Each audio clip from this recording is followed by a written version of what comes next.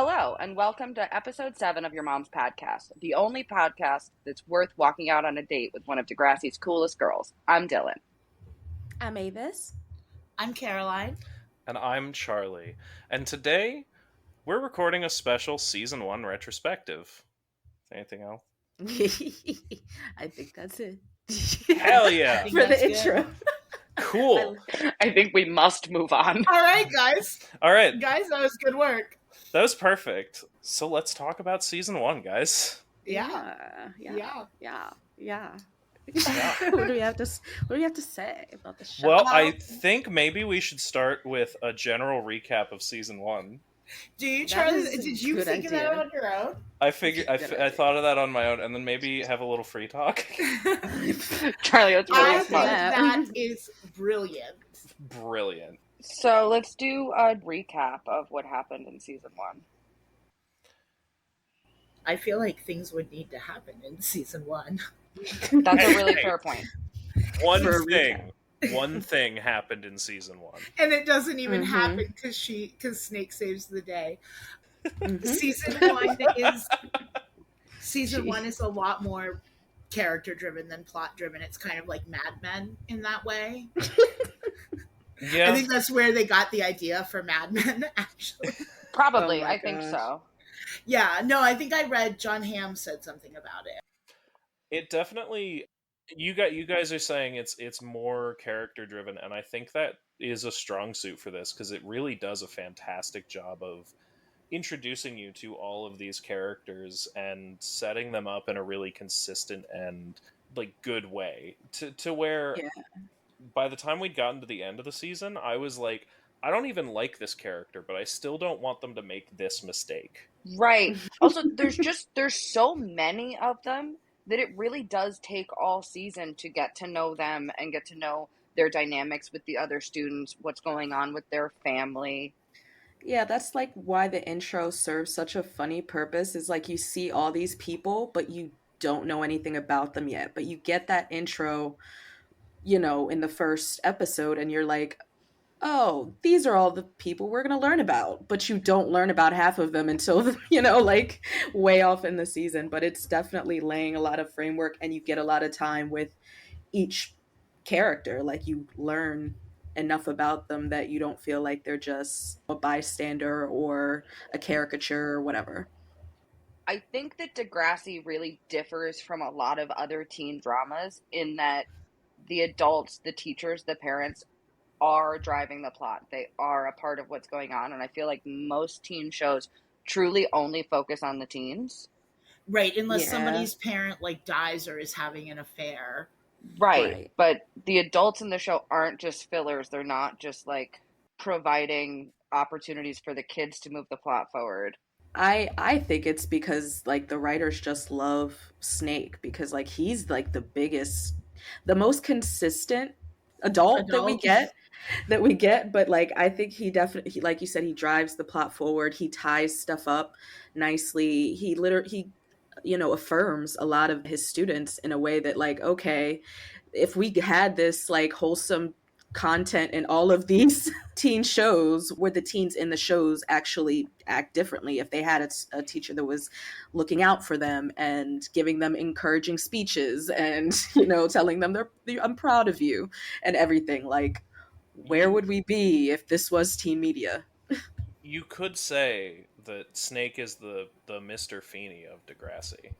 Yeah, I think my gosh, it's the Canadian Boy Meets World. Or wait, no, Degrassi tried to be Boy Meets World tried to be Degrassi-esque, but not just in the way of we're going to have a strong teacher. But no, that's been done before in film. That's not a new idea. Scratch that. Scratch it. But no, he is. I would give that to Snake, the Canadian Mr. Feeney. I think the only difference is Snake is already a really very good teacher. In season 1 of Boy Meets World, Mr. Feeney is not the pinnacle of education. No, that he's he just turns snarky. Into. He's just snarky, but they realized who they had in that role, and they're like, he can do more than just throw out little side eye lines. Like he can actually be a hinge, an emotional focal point of the show. Before we go off and become a Boy Meets World podcast, I was gonna say, God, because we can't do all these properties. Just keep stacking up. they do. Like, side note, Caroline Dillyn, that's our podcast. The Boy Meets World podcast. Oh yeah, I think that's okay. doable. I think that's totally. Like all four of us. Yeah. Yeah, fuck it. Let's do it. Let's do an all of us one. I feel that. Like, There's I love definitely Boy a Meets train. World. And there's so much shit to talk about with that show. There's not just the actual show, but like everything else surrounding it. Yeah. We got properties, guys. We also get introduced to Ashley and Jimmy's relationship this season. Oh, what a relationship. They're like the power couple. They've been They're going so together gross. for 8 months. They are not great. Kwan's little, you guys may think you're cute, but that doesn't mean everybody else does. Like, rude, right. but you're right. Although, because I believe in credit where credit is due, I really like Jimmy and Ashley at the end of what is the name of the sex episode? The sex episode, Coming of Age? No, the mating game. It's the mating game. Obviously. Yeah, right. I really like at the end when they both are like, we don't want to have sex, we're not ready, and then they're like, let's blow up condoms like teenagers would do. Like, we're 14, let's be 14 instead. Yes, you really like that moment. I thought it was cute. No, it was very cute. I honestly do cute. think that Jimmy and Ashley have some of the strongest couple moments this season. Oh, yes. Like, I think definitely. in a lot of ways I would agree with that. They showcase as two people who communicate very efficiently and healthily.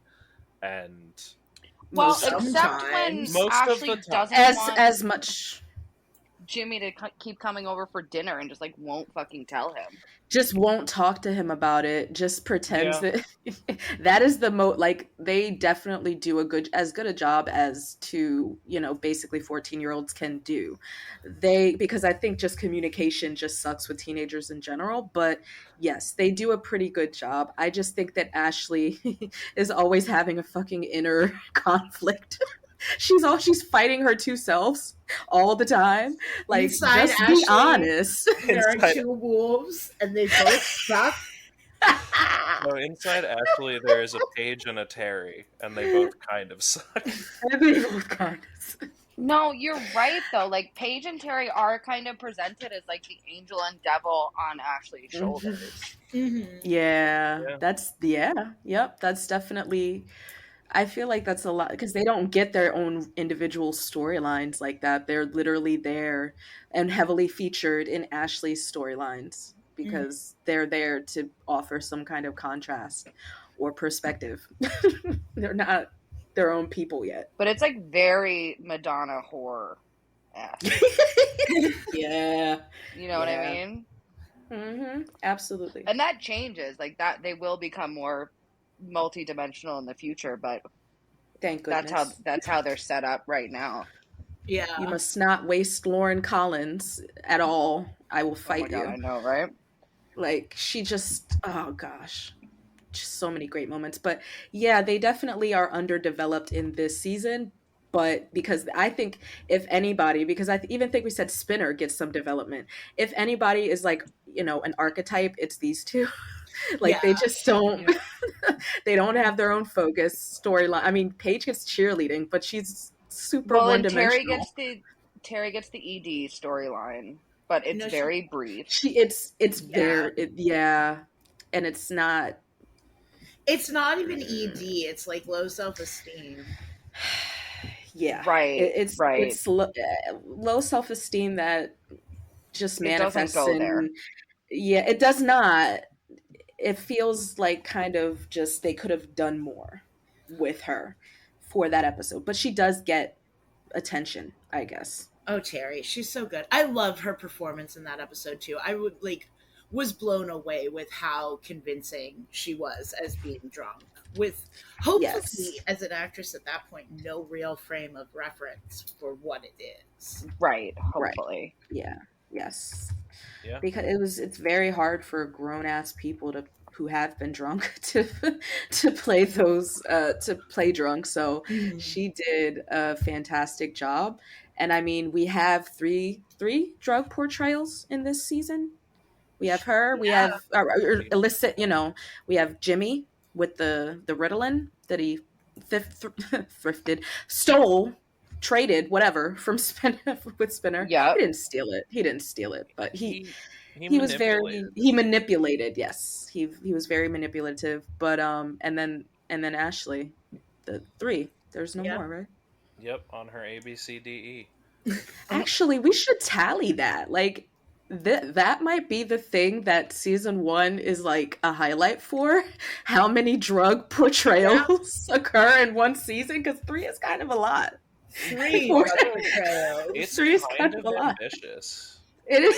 3's a lot do for 3. 15 episodes about middle schoolers. A fifth of your episode about drug use. You know what? They are middle schoolers. They are. To date. I take back what I said about season 1 not really like a fifth a fifth of the episodes are drugs, guys. Yeah, you know what? Season 1 technically goes there. Oh my gosh. Wait, this is completely unrelated and I don't want us to take us off track. However, why, when I look up the cast of Degrassi, did someone put a swimmer in Melissa McIntyre's profile or picture? It's not Melissa McIntyre, it's a swimmer, and I'm pretty sure it's not her. So I'm gonna send it to you guys, but then resume. But I feel like this screenshot is important for us to continue this work. And it's beautiful. Did you? I did. Yeah, I looked too. You did? Okay. Damn it. The internet is fast. And so are we. Somebody does not like her. Someone does not like her. Well, it's interesting to bring back to... Yay. Yay, one jet, yay. That's what I wanted. A genuine, joyous reaction. That's such a good picture. It is. Somebody really doesn't like this woman. When this episode comes out, can that be in our little slideshow of... Yes, that will be a slide on Instagram. Yeah. That's fucking great. Beautiful. Yes. Bringing it back to Terry and Paige and Ashley and their dynamics with Ashley, I think it's also interesting, though, that Terry is the angel on Ashley's shoulder, but she tends to bring out the asshole in Ashley. Yeah. Yeah, there's like a holier than thou-ness to it. Mm-hmm. Yeah, well, there is. Another interesting thing, too, is Paige is the devil on everyone's shoulder. Yes. Paige is the devil on Paige's shoulder. She just wants to see who she can fuck with. I swear she's a menace. Like, she just wants to see, can she, like, who she can manipulate, who she can just get to do some shit that she wants them to do. It's pretty... I maintain that a lot of Paige's shittiness is like a very deep-seated self-esteem shit. And totally. So long as... Seen how she dresses? Of course it is. And I mean, this might be controversial. I don't want to read about it. I don't want to get Facebook posts about it. But if anybody is a pick-me, it's Paige in this era. Okay? Mm-hmm. It's not... Ellie, does she have pick-me vibes? Totally. Look, you can defend Ellie when Ellie is a character. Caroline hates Ellie. Ellie bullshit. This is about the third time I've brought her up, Caroline. You know what? You just don't like her so much. And I can't wait until she's a character. It's coming soon. But anyway. Me too, because I'm pro Ellie. I'm pro Ellie too. You know, we haven't talked about Emma and Sean yet. We haven't. We haven't. I feel like we spent so much time during the season talking about them and what they are going to be. And I feel like spend a lot of time talking about what they're going to be. Do you want to talk about what they are so far? That would be a little boring, but let's do it. Yeah, they're 7th graders. It's a very seventh grade relationship. They communicate best via I am. Yes. Mm-hmm. You know, They do, which is adorable. They have one very awkward date. Yes. Which is very sweet. It's and whatever, so but like at that age, I feel like that's probably the best you're gonna get. That would be the best first date you're gonna have at age 12-ish. 100%. She's lucky that, like, I mean, honestly, Sean being a year older, I don't, gives him one leg up on maturity, but like, it's not like he's more mature than her. He's just he knows what a date is. So at least he's not. He knows gives how her to a good dress for a date. date. He does. He puts on his little turtleneck. Wait, no, I'm thinking about how he's still wearing jean. And his denim jacket. He's just wearing the Canadian tuxedo.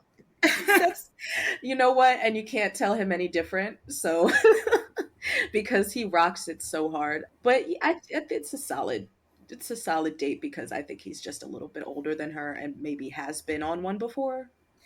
And he really likes her. He's, we do have a lot of really great moments in the season. Honestly, of Sean falling for Emma. We see why Sean falls for Emma. We don't in the same way really like see what draws Emma to Sean. Right. Because I feel like there's so much about Sean that Emma doesn't like. She just thinks that he's cute, which is like very typical of a middle school relationship. Right. Yeah.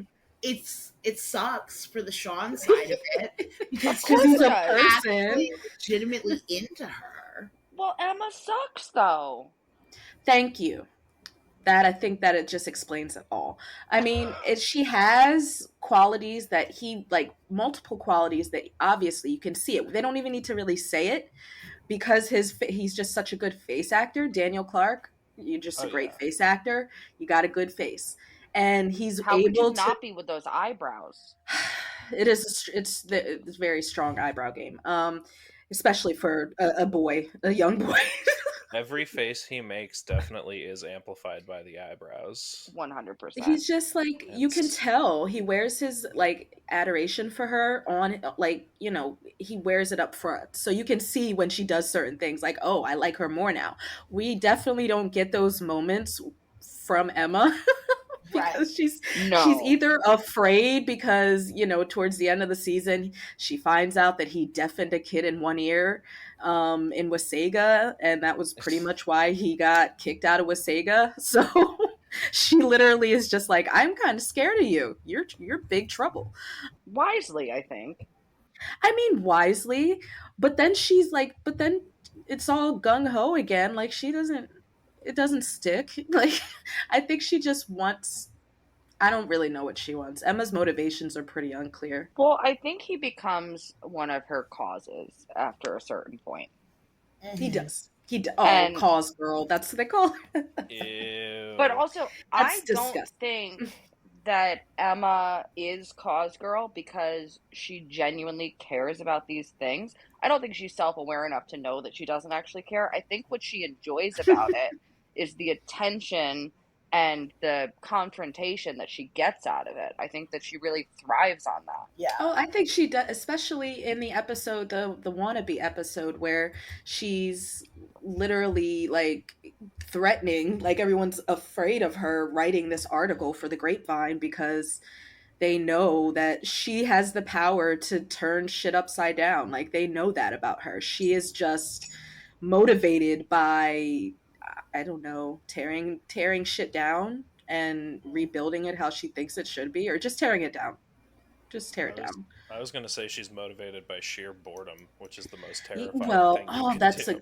That's a good and very scary motivate, because she literally doesn't. She has no, like, why her whole stance on cheerleading being sexist is completely, I mean, it makes sense because you're just like, oh, okay, she has to have a pretentious viewpoint. That's just the kind of character she is. But it's just like, if you are a feminist, why don't you support women doing whatever they want to do? Does she say she's a feminist ever? Or am I putting words in her mouth? I feel like she did. This season, I don't think she has. Yeah, I don't think so. I think another of her motivations, though, is just control. Yeah. Mm-hmm. Oh, You yeah, know, definitely. she, like Paige in a very different way, just enjoys seeing the effect she can have on the world around her. Yeah, that's Yeah. true. Because I feel like the Squeegee Kids part, where that is the whole thing that launches her editorial prowess. The fact that she's just like, this is wrong and I'm gonna change it, is probably, it's like the first instance Well, of it. and So even there though, like it's less about the squeegee kids and more it's about them more having about to her. like, well, not only just more about her, but it's more about, like, she feels bad for this way the squeegee kids are represented, but her issue is with news about kids as a whole, and Yeah, then the propaganda. advertised to and fed propaganda. Yeah, It's that is not that right. she's taking up the cause of squeegee kids. She isn't. She is not talking about, oh, this is an unfair and probably very inaccurate, portrayal of what these kids are actually wanting and doing and etc. No, she's just like, damn it, I'm being fed the media in school, in class. I don't, in media immersion, how dare you? Why I shouldn't be force fed propaganda in my own classroom. It's just Right. like, Emma, you are self-righteous as shit. I will say, I definitely thank you for reminding me, Caroline. I did kind of get the feel from that one that part of it was that what they were being made to watch for the morning announcements was effectively disinformation as a vehicle for advertising. Mm-hmm. Mm-hmm. Oh, yeah.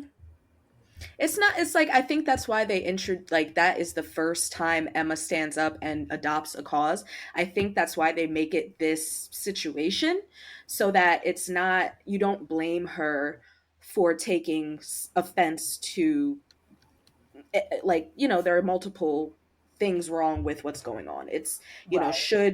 do you want your kids to be force fed propaganda in classrooms? No.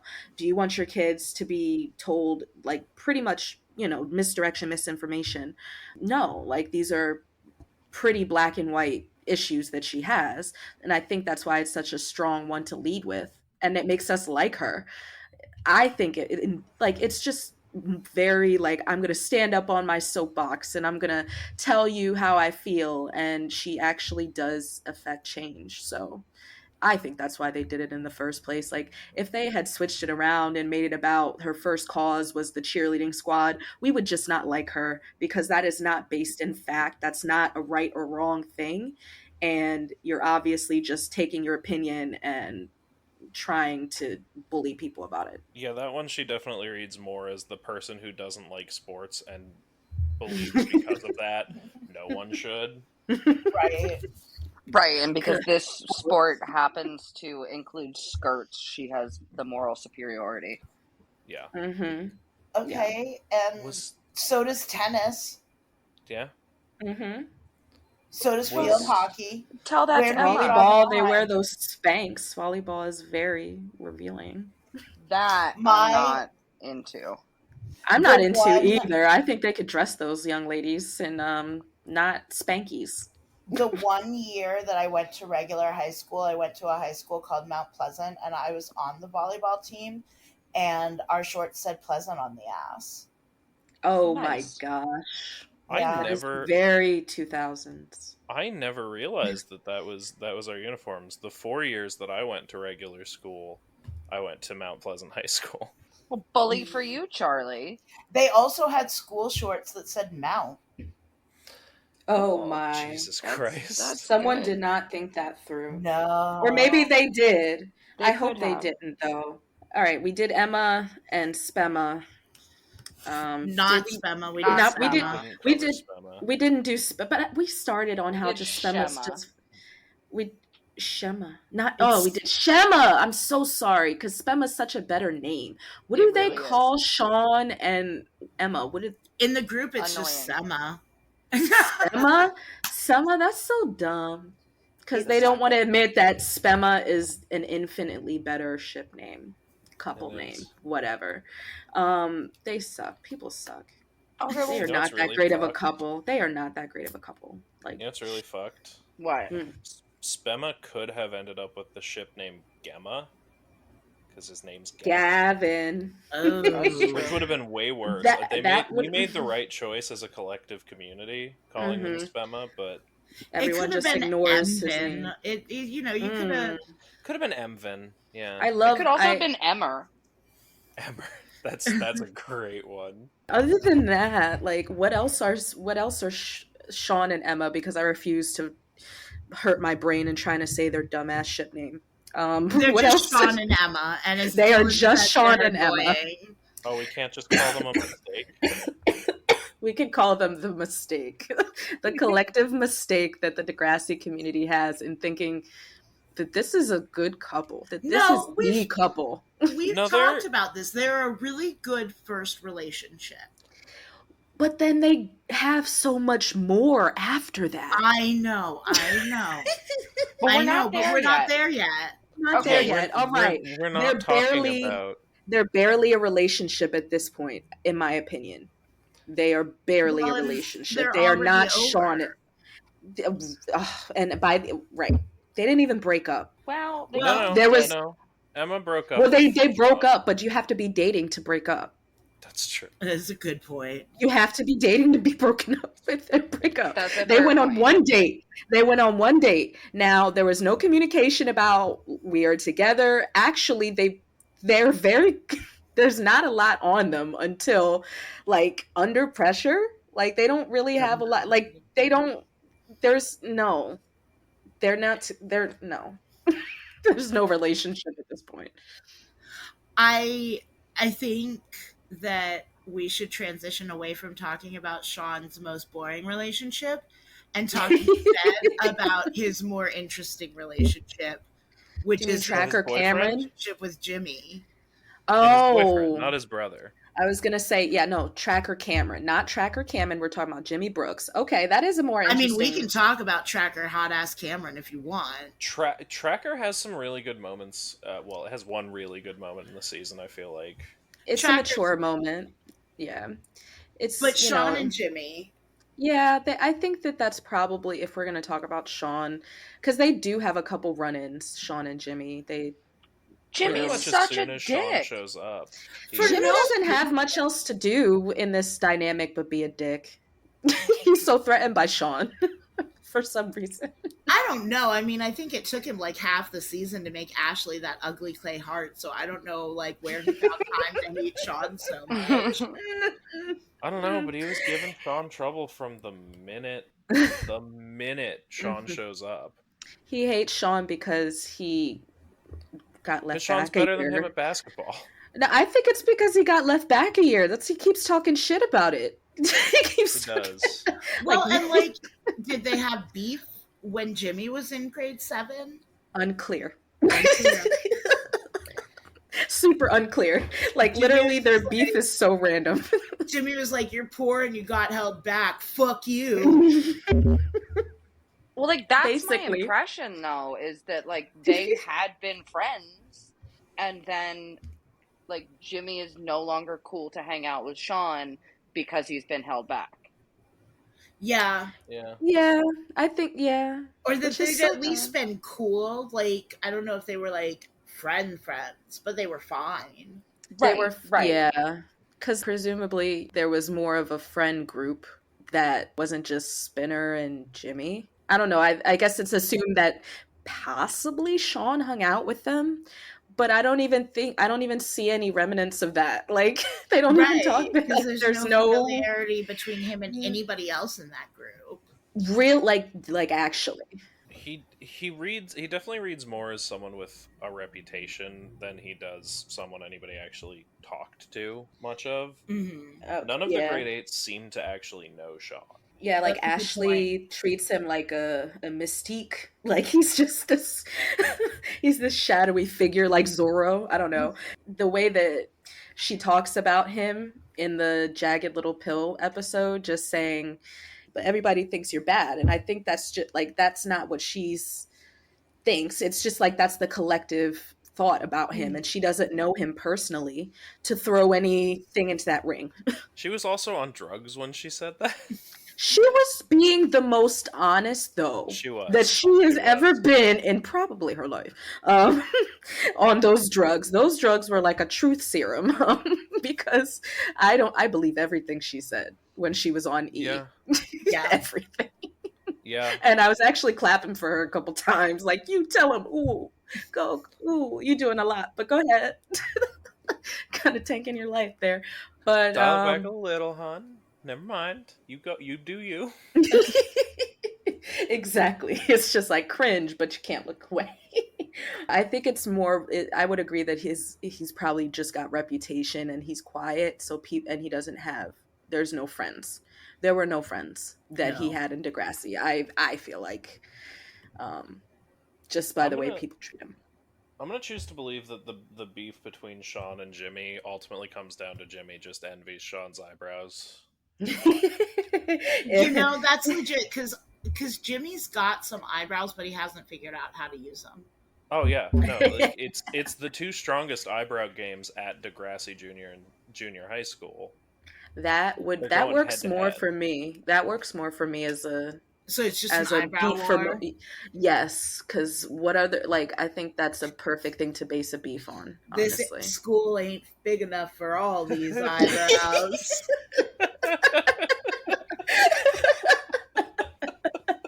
No, actually. That fits with... one of us must be eliminated. With Sean's, like, spaghetti western introduction to the series. Mm-hmm. Yep. Oh my gosh. He's like the only one that gets that. He's just like, gets off the damn moped and like takes off his fucking hat. Oh my gosh. If that, like, for his like character, or just like, I think just being a loner, I appreciate that that's how they chose to introduce him, because they couldn't throw him in with other people. He is the outcast. He is the loner. So he comes in by himself at the beginning of an epic journey. Yeah. Well, somehow we managed to, talk about Sean for way too long. I feel like we've kind of covered, we've free talked and we've kind of summed up. Should we move into kind of our little segments that we have? Yeah. Yeah, sure. If I may, as the editor, I think we need to take a moment of silence for the victims of the Degrassi black hole. All right. Should we name them, or are we just being silent? The two. There's three. There's three. Oh, we did say there's okay. Go on. There's Manny's brother, Danny Santos. Pour one out. You're gonna get us copyrighted. Nobody's watching. Well, we hope you are. I hope you're watching. This is a great show, and I'm having a fantastic time. We have Spinner and Jimmy's friend Timmy.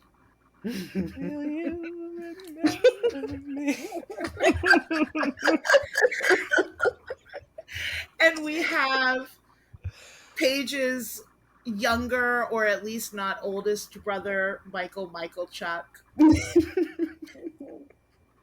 You're not gonna come out, Charlie. Come on, Charlie. You think I know the rest of the song? I was traumatized by the SPCA ads. That's were we all. Song. Yes, I hated those ads. I know. All right, so a moment of silence for Danny Santos, Timmy, and Michael Chuck. All right. Yeah, that was a pretty respectful moment.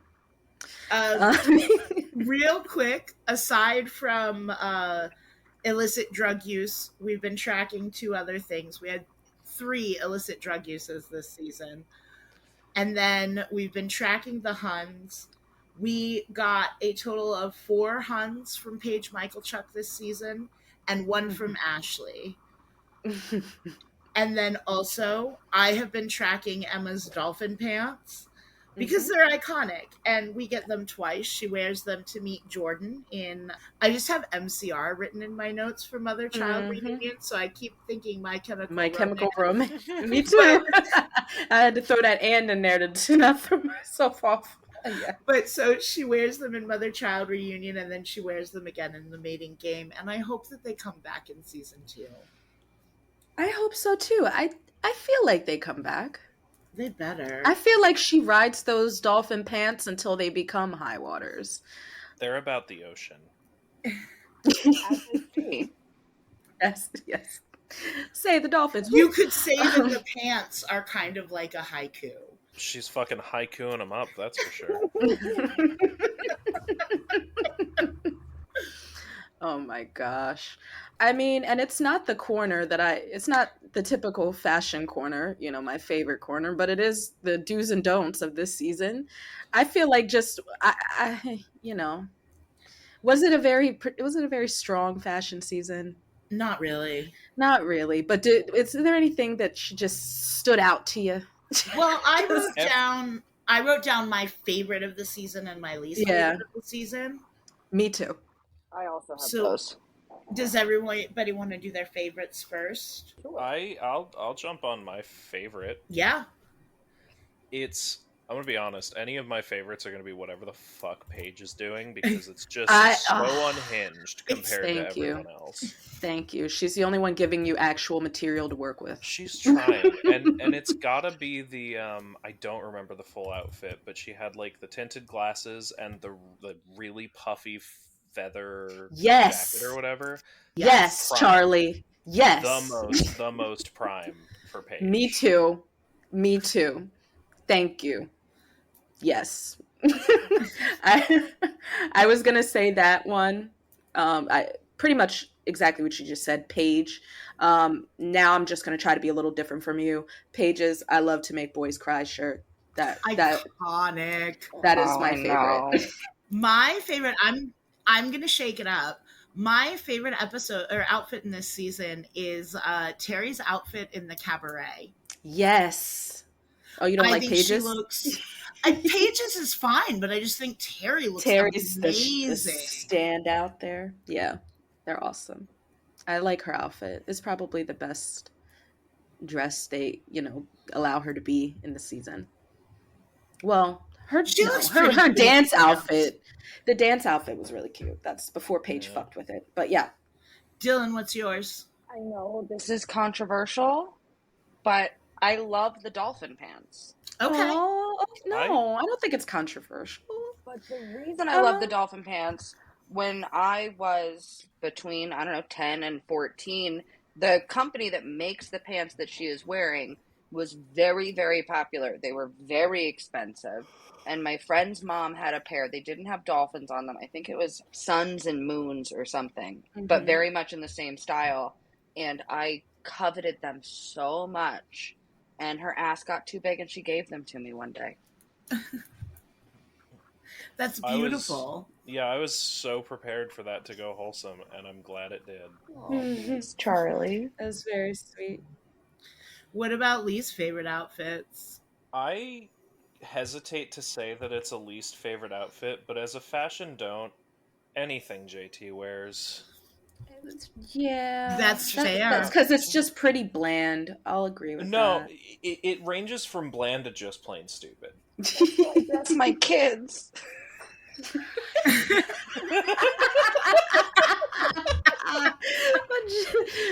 Dylan, you did it. JT is a fashion have to say it dude. like that. That's how I dress my kids. Oh my gosh. Do I need to call CPS, Dylan? Have our own little fashion corner when you guys get here. Oh my gosh. Look, she's doing the best she can, guys, okay? She's got gentle hands. She's got the heart of a fighter. She's got some dorkily dressed kids. Like, it's fine. I will say, I call it fashion don'ts because I love all of JT's outfits. Mostly because they're kind of bad, and that's very much Caroline, you know me, that's my aesthetic. Yeah. Well, and like the askew hat is such a moment in time. Like it's very of that era. Yeah, it is. It is definitely. My worst is actually a worst, and it's that weird shirt that Liberty wears with the fake vest that isn't even a vest in the back, and it's awful, and I hate it.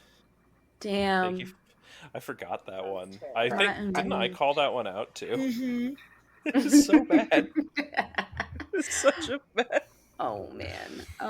Mine is also Liberty, but it's her boots, and it's kind of in the same vein of how Charlie is like. Was it like terrible? No, it's actually kind of cute, but it's cute on her, but I actually despise the way they look. So yeah, I'm sorry. What are those? Those are my cowboy boots. Thank you. There is a lot to be said about how a person wears their clothes too. Liberty likes the boots, so she wears them with a level of confidence that I don't know that I would. Right, right. To hide your feet. Wally, I can't hide your feet. That's very difficult. Very difficult to do. Yeah, she definitely wears those boots with confidence, and I mean, that is what makes them cute on her, because they are not cute. No, they're bad. They are not. Also, like, I get it. You like them. You want to be in them. You are 12, so you have no fucking idea what you're doing. But why are those what's on your feet at school? Yeah. Gym class. True. I mean, generally, you'll pack your sneakers in your gym locker. Oh wait, I think they did mention that when Emma got her period. They were like, "Oh, do you have your gym shorts?" And she's like, "I took them home to wash." Yeah, come middle school, you have like uniform you change for gym. They're just not cute. They're not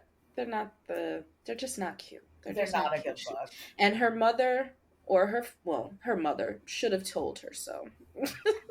Because I'm pretty sure her dad wasn't paying attention, because he knows the mayor. Correct. Okay, I have a least favorite. It's the whole outfit, and I know you guys love it, but it's Sean's date outfit.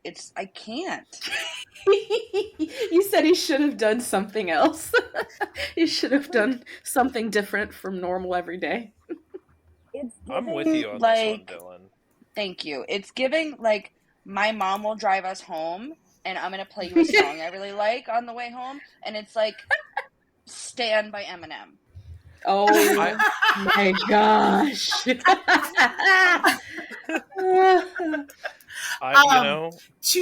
Just to clarify, I do love the outfit. I don't love it because I think it's a good outfit. I love it because I think it's like exactly the right outfit for Sean in that episode. Oh, I agree. I mean, also, this is colored by the fact that I do not like Sean. That's fair. Yeah. Oh, I think that I don't know if you've ever took that like direct stance before. I did not know that. Yeah, I'm not a fan. Okay. Are you guys also in an eyebrow turf war? Oh no. You've seen my eyebrows. I have great brows. You do. I will fight beside you in the eyebrow turf war. Charlie has huge invisible eyebrows. They're pretty big and you can't see them. They're stealthy eyebrows. Don't you worry. It's so funny if he gets sunburnt, because then his eyebrows are like extra white, but then the skin behind him is so red. Oh, Charlie. I don't want you to be sunburnt, but I do want to see that. I'm sure we have pictures. Can I give a slightly different vibe for Sean's date outfit? Yes.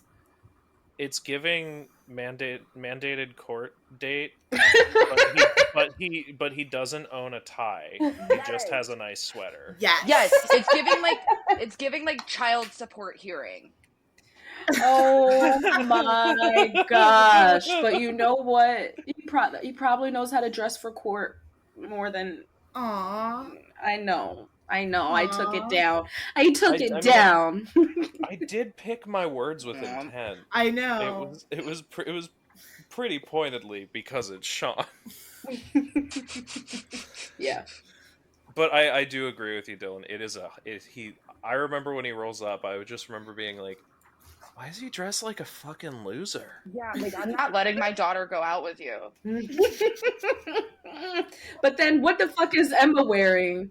What the fuck is Emma wearing? What is Emma ever wearing, though? I don't know. She dressed pretty nicely for Jordan. She sure did. She had her dolphin pants and everything. I'm so... What the fuck is Emma ever wearing? At least she didn't have a tri-ponytail. It's true. Oh, I would it love makes that me... to be the title of something, Charlie. That should be the title of this podcast book. What the fuck is Emma wearing? A retrospective. Oh my gosh. I will agree that it is very Sean. The outfit's extremely Sean, but that doesn't make it a strong outfit. It doesn't make it a strong outfit. Correct. But it is the right outfit. It is the right outfit, yes. It's the nicest clothes that Sean owns right now. You can tell. Really? Why you gotta do that? Yeah. This is what is somebody feeling bad for hating the poor kid from the wrong side of the tracks? Yeah, Dylan. How soon we forget. I think another honorable mention, though, is the puffy vest that truly saves Emma's life when Sean knocks her over. Wait, it does. She's got an airbag on. That assertion is hilarious because it broke her fall. Oh my god, that fall. That dramatic ass. You know how to fall right. Fall. It's not funny that Emma got pushed. It's not funny once when again. girls get pushed, but it is always a little bit satisfying when a dumb girl gets into a fight. It gets in between two guys fighting and gets hit a little bit. Fuck around, find out. Like, what did you expect? Yeah, you shouldn't feel like you can break up two physically stronger people while they're fighting. Especially not with a person who specifically told you he flies into a blind rage sometimes. Right. And deafened a kid in one ear. Like, Emma, you are gangly as hell. Do not tell me that you have the hand-eye coordination to get yourself out of the way. No. Emma, honey, you look like a newborn deer. Left in front of the car, she did. The car was Sean. We all have those phases, and it is funny. Like, gangly kids are funny. They are. Definitely, as a quick aside, like most people do go through that stage where you wake up one day and suddenly you're like 8 inches taller than you used to be, and you now have to figure out maneuvering the world. Yeah, most of them significantly longer. Most of them don't just have the luxury of not having it nationally televised in Canada and eventually America. Correct. Yeah. Oh my goodness. Well, do we have any more, fashion? I think, the fashion, as we've said, is pretty weak this season. So, unfortunately, this year, while we were in the process of recording this first season, the world experienced a really kind of big loss in Sue Johansson, who Degrassi fans most likely know as Dr. Sally, the sex lady, as JT calls her. But before she was Dr. Sally, and while she was Dr. Sally, and after she was Dr. Sally, she was Sue Johansson. And she passed away on June 28th at 93 years old. And she was actually really amazing. So we're going to take a minute to kind of talk about her. So Sue Johansson was an RN, and in the late 1960s, I couldn't get an exact date on it, but a friend of her daughter's came to her and confided in her that she worried that she was pregnant. And Sue helped her through that situation, and through that was inspired to, in 1970, open a birth control clinic at Don Mills CI High, which was her daughter's high school. She ran it for 18 years. It was the first of its kind. And basically every Monday night for 18 years, she would take over the school's health room and help students get birth control if they needed it, which is amazing in the 70s. In 1984, she started having a show, a Toronto-based radio call-in show called the Sunday Night Sex Show, which ran as a radio program until 1996, when it became a TV program. And it ran as a TV program in Canada until 2005. In from 2008 or 2002, sorry, until 2008. She had a US program that I was a fan of. I got most of my sex ed from there, called Talk Sex with Sue Johansson. And it was also a call-in show. It's reported that the show would regularly have 80 to 100,000 people calling in every night. Obviously, she couldn't take that many calls, but she would regularly take between 12 to 20 calls on air, and she answered so many questions that you might be embarrassed to ask, questions about, is it normal if I, as a woman, am not having an orgasm every time? And questions about birth control, questions about sex toys. And she was always very respectful, but she handled it with humor too. But it wasn't a making fun of the caller kind of humor. It was like, what, sex is awkward and weird, and like, let's make fun of that and roll with that kind of. We see some of that in Degrassi. And she ended her show in 2008. She also wrote 3 books: Talk Sex, Sex is Perfectly Natural but Not Naturally Perfect, which I personally think is one of the greatest titles I've ever heard, and Sex, Sex, and More Sex. She, dedicated her whole life to reaching as many people as she could, and talking really frankly about something that we've been taught to keep in the dark. I found a quote from her that I absolutely love, where she says, "I regard sex as a gift from God. We're the only ones that really are able to enjoy sex, so we have an obligation to learn about it and enjoy it." Her only acting credits, actually, although she did do the late night talk show circuit, I found some really great clips of her, like doing Letterman and Conan O'Brien. We'll have those up on the website for you. But her only acting credits were 2 episodes of Degrassi Junior High and 2 episodes of The Next Generation, which means I actually need to go back and correct myself from a comment I made in the mating game about how it was a shame Degrassi Junior High didn't have her, because maybe then we wouldn't have Emma. But I'm just going to guess that Spike was sick that day. But she was a really, really great lady. She talked really frankly, and I will end with a quote from her daughter, Jane, that I think really sums up who she was. "It didn't matter who you were, what your sexual preference was, how you identified, what you might be dealing with in terms of the time of AIDS." Like, she embraced everybody and who they were. And that just made me so proud. And I think that the world is better for having had Sue Johansson. I think she was the Mr. Feeney of sex ed. Or more accurately, she was like... Is Mr. Feeney just going to be like the... he's the bar. He's the bar, got it. More accurately, she was like the Bob Ross or the Mr. Rogers of sex ed. And the world is better for having had her. And it's sad that she's gone, but she was 93. She worked really hard and she did a lot of good work. And I hope that she is resting easy. Beautifully said. That was absolutely wonderful, Caroline. Mm-hmm. Very comprehensive. I love Sue Johansson. I feel like most Degrassi fans probably like see Sue Johansson and go, "That's Dr. Sally." But right. When I watched Degrassi and saw her for the first time, I was like, "That's Sue Johansson." Yeah, you guys have a special relationship. Yeah. It was so sad when, we had recorded that episode not that long before we had heard that she had passed. So it was very sad. We were like, damn it, we were just talking about her in the present tense, and now we have to talk about her in the past tense. It sucks. And it's, yeah.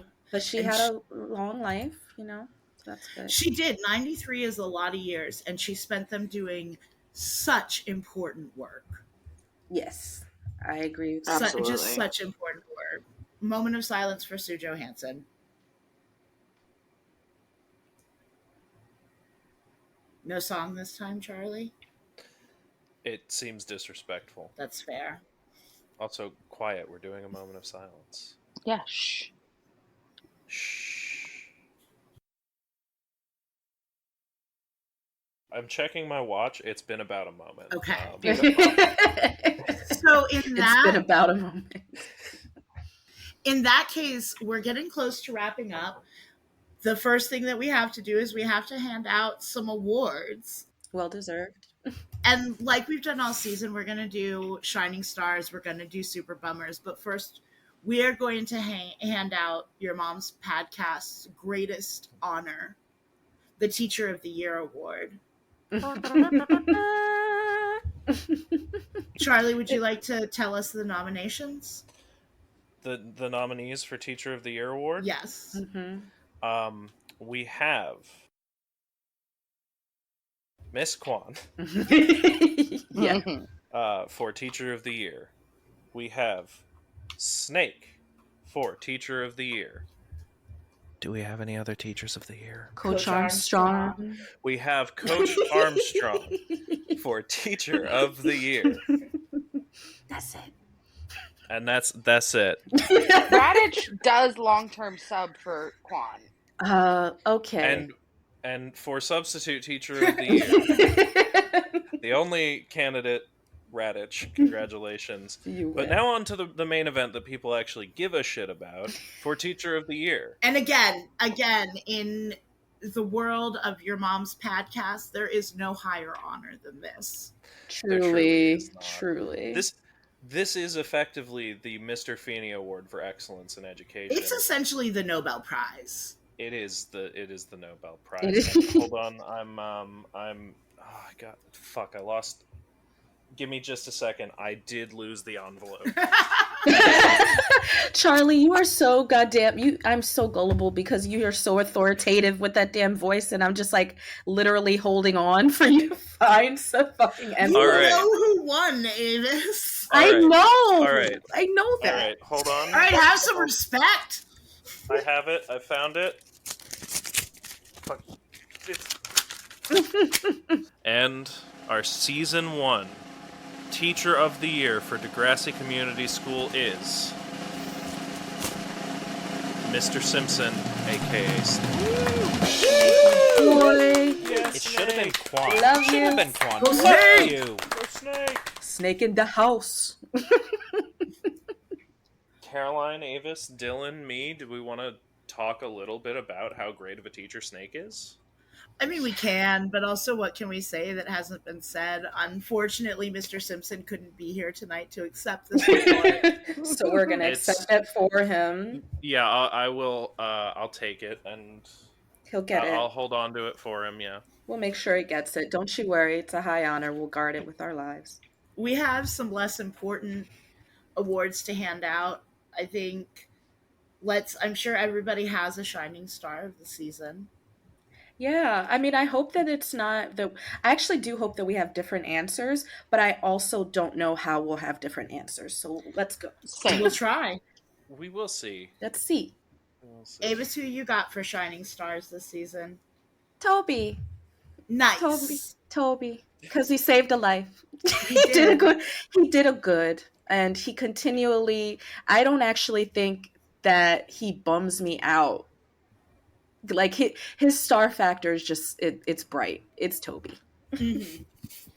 There isn't really a moment where, like the closest I'd say Toby comes to being a bummer this season is when he doesn't want to do ecstasy. Mm-hmm. Which He kind Relatable. of sucks in family politics. okay, but Yeah, family he's an politics asshole. sucks. That Yeah. episode didn't happen. I don't That actually episode- think that Toby sucks in that episode.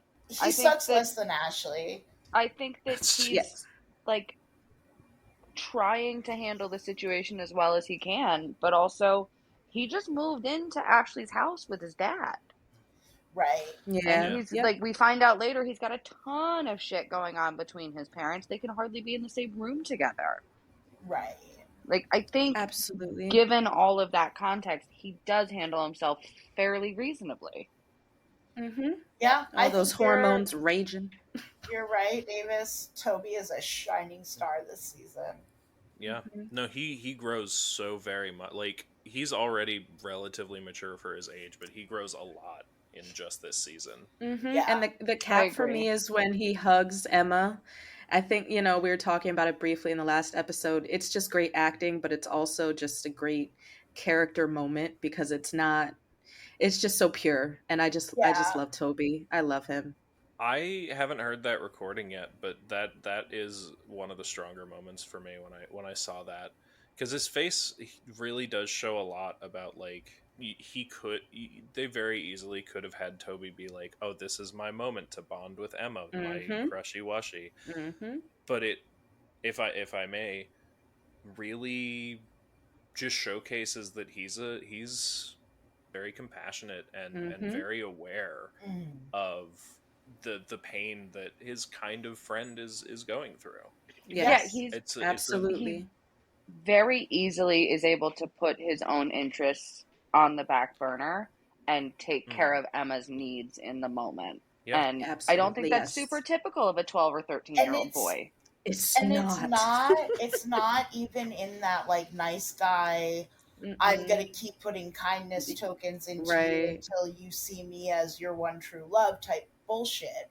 No It's biding like of time. yeah, I've got these feelings for you. I'll figure that out because that shit's unrequited. I still value you as a person and I want to have you in my life and I care that you're hurting right now.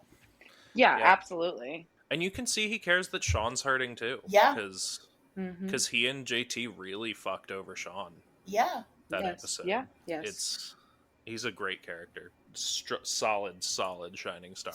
Well done, Solid Avis. shining Oh, star. thanks, guys. I'm not even sure if there's anybody else who, like, now that you brought that up, I don't know that anybody deserves it.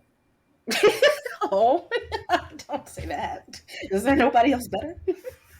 I think I had two. Okay. My first, overall, he's nowhere near the star that Toby is, but truly, I do feel that Sean is quite a shining star this season, if for no other reason than the way he handles the ecstasy situation. Like, that he sees this as the very real dangerous situation that it is, and doesn't take away from whatever the fuck it is JT's after, and whatever it is that Toby's going along with. He doesn't want to take that experience away from them, but he knows they're not ready for ecstasy, and he immediately says, "Flush that fucker down the sink." Right. That's fair. Which is, it's just a really, again, mature thing for even a 13-year-old to do, Yeah, to absolutely. have that level of awareness.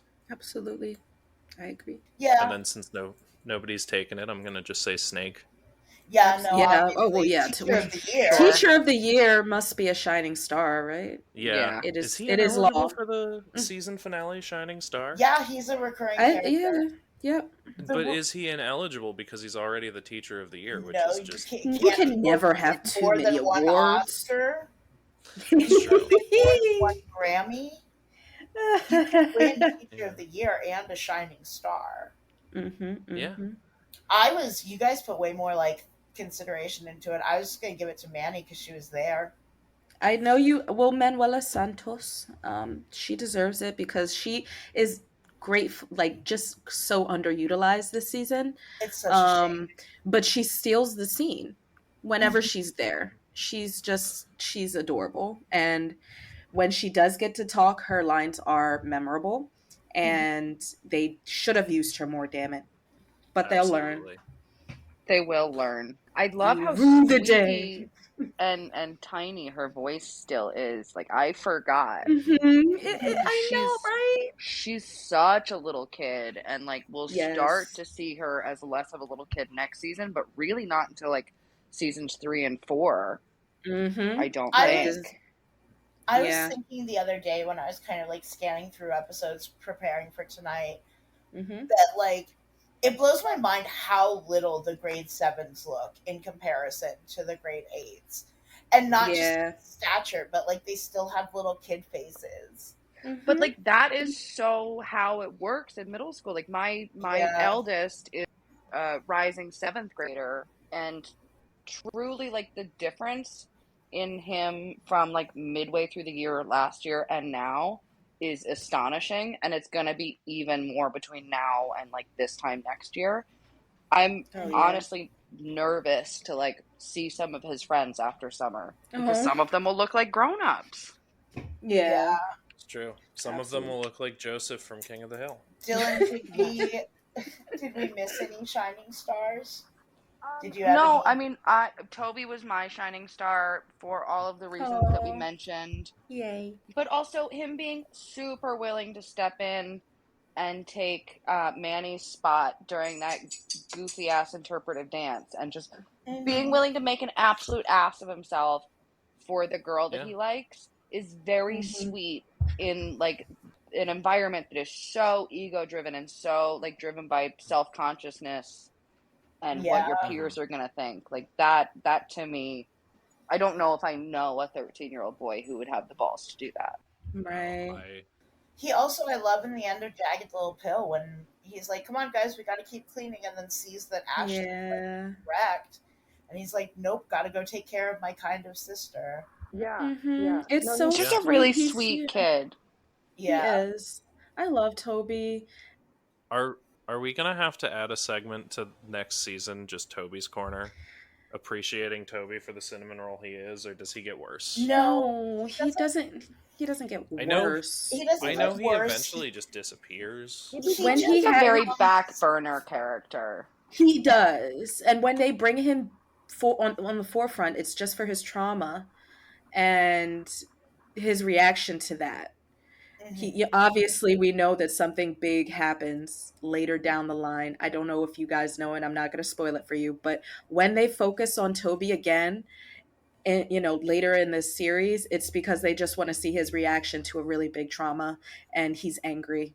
Spoiler alert. So we get an angry Toby later, but he is always a good, and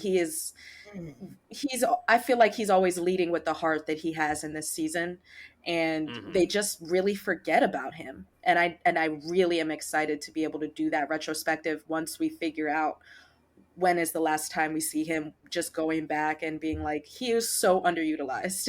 Yeah. Let's transition on into Super Bummers. We could talk about can I do one quick honorable mention? Yeah.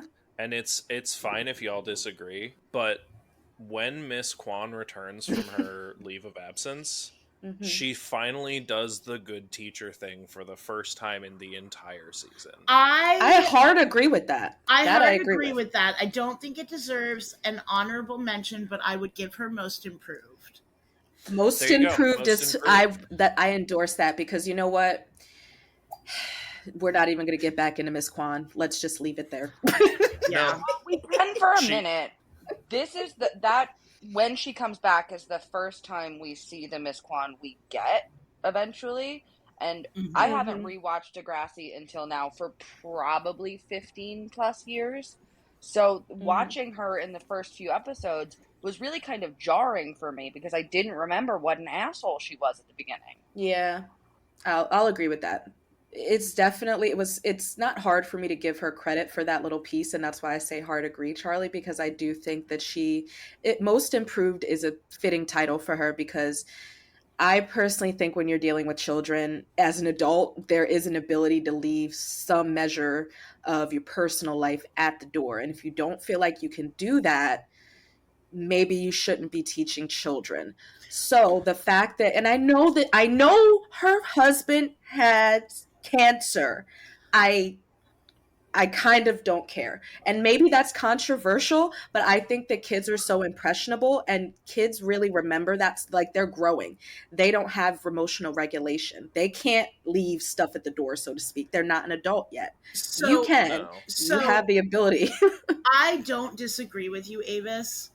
She absolutely should have. But I also can empathize with her not. She had so much going on and was like just kind of desperately trying to keep her head above water, so to speak, that I think it's entirely possible that she didn't realize how bad she had gotten until that's possible. And that's not somebody needs to play her the tapes though, because she sucked. Right. I can't imagine anybody's gonna argue with me when I say that I gotta give it to Paige Michalchuk. Yeah. She's got the devil horns poking out of her blonde hair, just at the top, right in front of her, or behind her glasses, where she's. That's actually what those little strands are. Her glasses are always on her head. They're hiding the horns.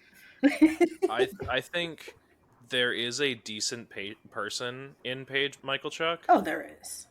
You'll see. But broadly, she sucked. Oh yeah, She was maybe the most super bummer. Yes, season 1 Paige bums me the fuck out She's more than awful. she makes me feel good. Season 1, like, I really just, they definitely figured out what they wanted to do with her character after season 1, but season 1, she shits the bed multiple times on other people.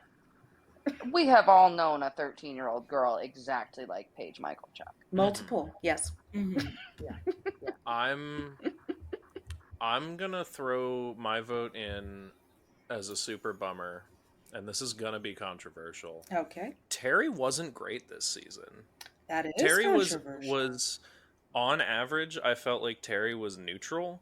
She had a couple of highs, and she had one very low that really... What was your low? The rumor. Okay. The rumor, and then immediately sidestepping the fact that she had changed all of the fucking details. Yeah. And then blamed Emma. Yeah. Yeah. That's fair. Just on the... Well, and also that magic oracle bullshit. Like, grow a pair, Terry. I feel like a lot of what, and I won't disagree with you, Charlie. I feel like a lot of what makes her a bummer is that she is clearly opinionated. She wants, I mean, she just hasn't developed whatever she needs to develop confidence, self-esteem to advocate for herself and actually like say what she means, and like she just finds backwards ways to do it, or she gets Paige to do it, and it definitely is a little underhanded with the way that she tries to make Paige I mean, honestly, Paige has no problem being the villain because she is the villain, but there are definitely times when Terry is just as culpable in some shit, or just standing idly by, which is still not good. So yeah, I'll accept that. It was controversial because I just love Terry, but I really think I cherish. No, she's not. I cherish the couple sweet things that she does do, but she definitely has a lot of moments where her motivations and like just her general vibes are questionable. So absolutely. Mm-hmm. Yeah, I agree with that. I think we gotta throw Jimmy in too. Oh, Jimmy sucks. Fuck Jimmy. Fuck Jimmy. Everything about Jimmy. Jimmy, like, they literally, the only thing they want to give us about Jimmy is that he has a regular, and it's pepperoni pizza. It's a medium pepperoni pizza. That's what we get. And he's really bad at gifts. Like, our sentimental attachment, like any sort of deference to him is just, we don't get any. Like, we're not supposed to be rooting for Jimmy, and that's why we don't, because he sucks. Right. Jimmy's not even rooting for Jimmy. True. He's lost in the sauce half the time. To be fair, to disagree with you for a moment, Jimmy's in Jimmy's corner when he's on Ritalin. That's true. That is true. Well, he believes in himself so much that he shoves one of his teammates to the ground to hog the personal glory. It's a great moment. Mm-hmm. It really is. Oh my. No, fuck Jimmy. And you know full well he's cheering himself on while he's making that ravioli of a heart. Of course he is. Oh my gosh. He's probably sitting there kneading it, being like, had a very nutritious breakfast. Eggs, bacon, toast, brain food. Oh my and gosh. I ate a medium pepperoni pizza. The usual. Like, oh gosh, Jimmy. My super bummer was Paige. Yeah. Because I just feel like she has such a different arc in the rest of the show. But I love that Terry was thrown in there. I don't know why. I think it was because it was an eye-opener. I think Liberty's an honorable mention, and so is JT. They're not anywhere near the worst, but they both just kind of suck. They're problematic. They're problematic. They have, and JT has one of the more problematic scenes this season. Do you mean the Liberty girlfriend? Yeah. Okay, he has two of the more problem, because there's the Liberty girlfriend, and then there's just out of fucking nowhere buying ecstasy. Oh yeah. Oh well, yeah. He's a menace to society, but mostly Toby. Yeah. That's not the last time that, like, Absolutely. some kind of naughty shenanigans are blamed on JT's cousin. Well, the porn was JT's cousin. Yeah, JT's Right. cousin just gets to fuck around. You're right. And I mean, we can also just blame him for that too, for again being a menace to Toby and for making him have to contend with the fact that his fucking parents made him watch porn with them. Fucking JT made that a situation that Toby is going to have to probably had to unpack in therapy for many years. I hope he got therapy. I hope so too, off screen, because we don't see that. My super bummer is one Miss Ashley Kerwin. Thank you. Yeah. Someone had to say it. Such a pain in the ass. She's a dick to Toby. She's a dick to JT. Yep. She's a dick to Terry and Paige. She is a dick to her parents. Did you say Jimmy already? She sucks to Jimmy. She's a dick to Jimmy. Also, she treats Sean like shit. Yeah. Mm-hmm.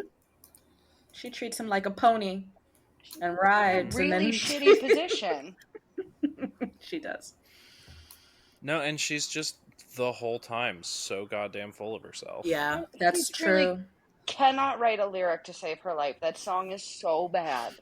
And I mean, I feel like the lyricism is horrible, but then also why did you choose that melody? Why did you choose that? Because she's a hashtag sad girl. She watched that damn SPCA commercial too many times. Oh my gosh, it's like funereal. Just the song. Yeah. The song is a super bummer for sure. Oh well, that's awesome. But season two, she writes this song. We're not going to get into it, but it's like part of my hatred of Ashley is that for 20 some years now, that song will randomly pop into my head, and I get this like secondhand embarrassment. Yeah. That's like you feel sick to your stomach. Yeah. Oh my gosh. Absolutely. Perfect. Putting that song as an honorable super bummer mention is great because it so bums me out. Yeah. As one final super bummer, and he can be an honorable mention if we want. Spinner also sucks most of this season. Like, sometimes he sucks because he's misguided, but he fully bullies Miss Kwan. And Manny. He does. And Manny. And Emma. And Manny and Emma. He acts as a bully when there's the rumor going around about Coach Armstrong and Liberty. He has a very bad take. Yeah, he's like, where Liberty and Armstrong are doing it. Yeah, or it was like they're totally doing it. Yeah. Isn't that awesome? And it's like, no, it is not. This is a very serious thing that you're just talking about. And there was some. I mean, the earwig thing was misguided and stupid. Mm-hmm. But like Spinner, he's not it. He is not cunty. He does not fuck. He does not fuck. No. He is not cunty. Or like calling out his best friend and his best friend's girlfriend for not having sex, even though they've been together for the arbitrary time frame. Like, he's just fucking dick move. It was definitely a dick move. It's hilarious, but I agree with you. I mean, season 1 Spinner, much like season 1 Paige, even though Spinner gets more screen time than Paige, it's one-dimensional. Mm-hmm. I mean, he's literally there to just fuck with people, and they decide to utilize him in a different way going forward. So we get more nuanced depictions of Spinner. Not immediately, though. He's still like not super immediately for a while. I believe. Yeah. I say this with no like real hatred of the character. I do like Spinner. I like Spinner. He's entertaining. My little ADHD boy. He's entertaining, but he has moments where personhood peeps through, obviously. But he does. Also, like, he eventually has a very satisfying arc, in my opinion. He does. Oh, it's super satisfying. Yeah. He's like one of the longest running characters. Yeah. He's one of the few characters that's in all three. Yeah, The Next Generation, and then Boiling Point, and then Next Class. He makes it through that fucking era, that entire craziness. Well, and it speaks to something I was saying earlier, where like I don't want him to do those shitty things because I think he is a well-developed character that I'm overall like. Right. But he does just kind of fall short. It's not a great comparison, but it's sort of like how BoJack Horseman keeps making the wrong decisions every season of BoJack Horseman. And you like desperately want him not to. Yeah. Well, your spin's gonna spin, so It's true. He's gonna spin for a while. So I think that's a good spot to ask about season 1. Did it go there? Does it go there? What do we think? I think it. Well, don't jump in It at bought its first car so that it could go there. Yeah, it definitely took the steps. I mean, I do think it covers a lot. It covers a lot more like low stakes stuff, like, oh, I hate my new stepbrother. But it covers it, and I think it covers it respectfully, and I think there's merit to that. But no, it didn't go there. No. I'm not even sure it bought a car. It like hopped on MapQuest and plotted the route. Oh damn, MapQuest indeed. No, that's fair. And there are like intermixings of going there. The just the fact that they touched on drug abuse for a fifth of the show. Yes. Or drug use rather. They're like, oh damn it, we don't even get that line yet. Like, oh, I'm edgy, I'm on fire. Liberty, you're about as edgy as a butter knife.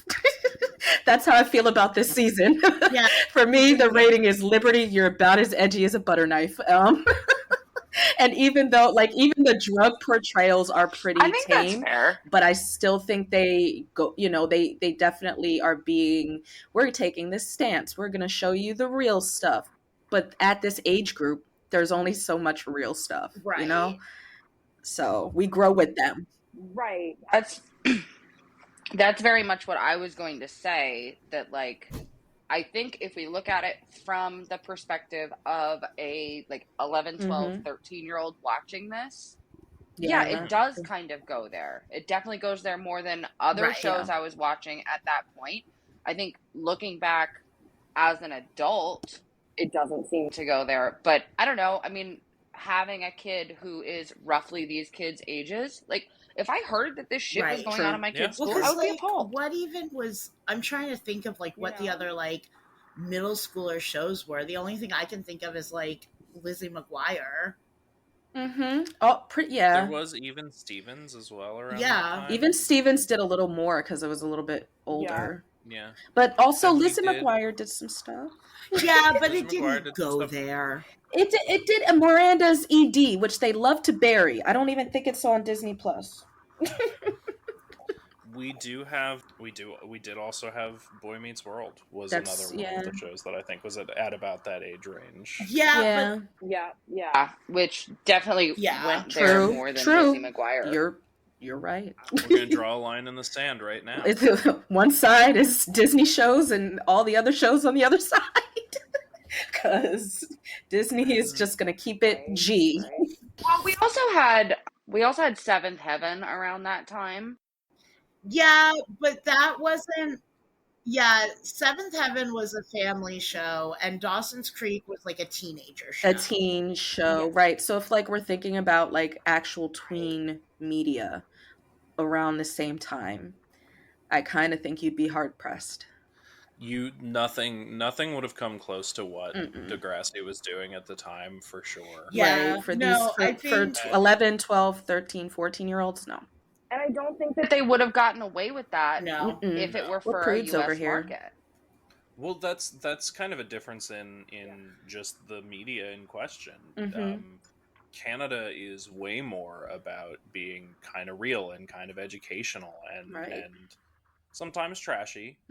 But they have a lot of their television is publicly funded arts. Right. Is what it's kind of lumped under. And as a result, you get people who care about shit that want to talk about it in a mass televised way that you just don't in America. Yeah, I think you definitely get it. I It's mean, very true. if like the Degrassi Classic does that, like I think the Degrassi Junior High goes there in more of if like way more aggressively than Yeah. the next generation, because the thing, like, no holds bar, Spike gets pregnant like at 13 years old. And it's one of the first episodes. Like, it's a very, it's not that far Yeah. into the season of series. Yeah. You don't really know about Spike until she's pregnant. So, and that's she's in middle school. She is not in high school yet. It's very. I think that they definitely, like, Canadian TV is just like, the nature of it is different, whereas over American TV is trying to entertain versus educate and depict And sell. and sell, right? Mhm. Because like there's just a gloss to American TV that Canadian TV just doesn't have. Whereas like they're trying to make it like not reality. Whereas Degrassi, even though it gets to the point where it feels hyper realistic, there is a great comfort area where they do have a lot, like the depictions are just rooted in reality. And this could be a multitude of schools this is happening at, but we just have one school that is Degrassi, and everything imaginable happens at that one school. But it's supposed to represent, you know, all the high Every school, school. yeah, every school. So, in America, we don't try to do that. We don't try to represent. We don't try to represent every high school, middle school student. We try to represent the special ones and tell interesting stories. And that's not the goal of this. It's about everybody. Yeah, no, I would agree with that. Yeah, I'm gonna change my vote actually. At the time and for the audience, season 1 went there. Yeah, I actually think I will after that discussion. Yeah, I think we've arrived at a Thank you, Dillyn. yeah. Thank you. Because like it's good for the perspective of being a parent also. Even today, like that this season aired 20 what 22 years ago, really 22 years ago. Yeah.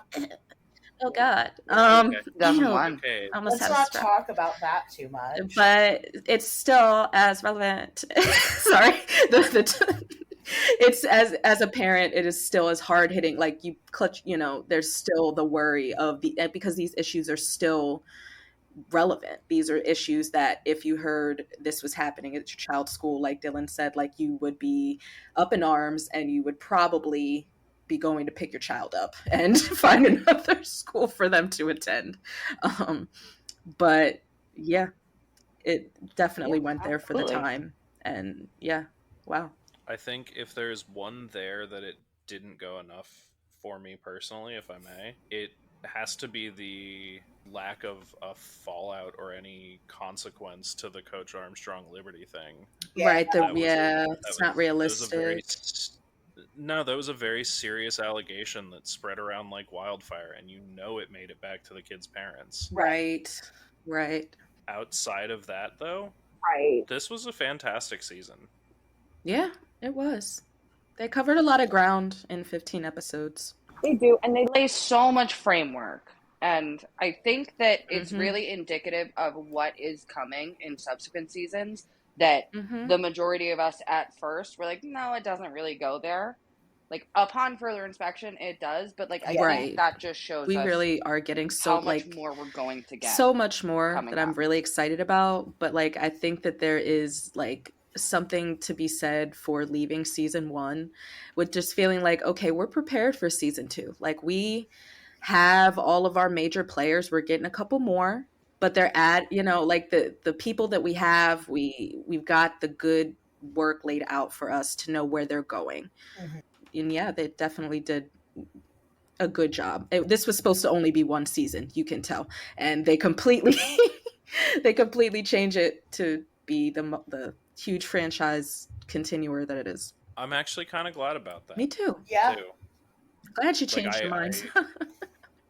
I haven't seen much of Degrassi outside of a certain event, Yeah. but just coming from this, like they could have certainly left it as a single season, and that would have been fine. And I don't think it would have I don't think this season would have necessarily had the impact if it hadn't gotten to grow. Yeah. But as it stands, I think this season No, is a absolutely really not. shining example of how to do a first season of a show. Yep. I agree. You all right, Caroline? Yeah, no, I'm here. Okay. We've been at this for. She still doesn't think it went. No, I do. Do you think that's just she was quite like, yeah, anyway, for me? I took that like one toke over the line, so. Oh my gosh. Damn it. Well, it does. But no, I do. I think that's a very valid point. I think It happens. We're accustomed to Degrassi getting so much more intense that when you hold it up against that lens, it doesn't seem like it goes there. But no, it does. It covers some pretty heavy subject matter. For like, yeah, I was not doing rolling drugs in middle school. But somebody was. Right. Somebody Ashley was, Curlin. right? Ashley. And almost JT and Toby. Almost. Jimmy did regrettable drugs. So did Ashley. And Terry got fucked up on Sherry. Oh my gosh, she must have had such a disgusting headache and hangover the next day. So, because Sherry, can we like Sherry? God. Yeah, you don't get Really? drunk on that. You like have a very, very small serving Small of it fucking after serving. dinner. And then you toss it into your French onion soup and it's delicious, but you don't get drunk on it. No.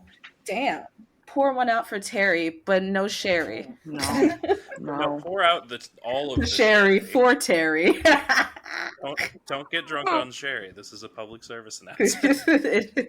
You will wake up and you will regret it. The more you know. Right. Brought to you by your mom's Pahdcast. So are we good to I think on that note, yeah, let's go. Okay. Wrapping it up. Well then, Charlie, you want to lead us out? I would love to lead us out. Thank you all. Thank you all so very much for listening to the season 1 finale of Your Mom's Pahdcast. I have been Charlie. I have been Avis. I have been Caroline. And I'm still Dillyn. You sure? And are you sure? I am this time. And we all hope that you will join us for the next season. If you're interested in seeing what we do on the Instagram and the Facebook and the Twitter and the TikTok, give us a follow. If you'd like, it would mean so much to us if you donated to our Patreon. And thank you for listening from the bottom of my heart. This was an absolutely wonderful experience. Yeah, this was great. Thank you, guys. This episode of Your Mom's Pahdcast was made possible in part by procrastination, existential crises, a change in perspective, and of course, who could ever forget, support from listeners like you. I love you. If you'd like to further support our show, you know you can follow our Facebook page and follow us on Instagram and Twitter, all at YM Pahdcast, and on TikTok at Your Mom's Pahdcast. You can also visit our website at www.pahdcast.com. Your Mom's Pahdcast is available on Spotify, Apple Podcasts, or wherever you get your podcasts. If you feel so inclined, subscriptions and reviews are another beautiful way that you can support our show.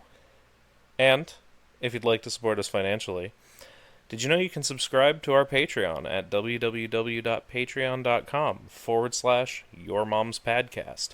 And always remember, never forget, that's Pahdcast. Pahdcast.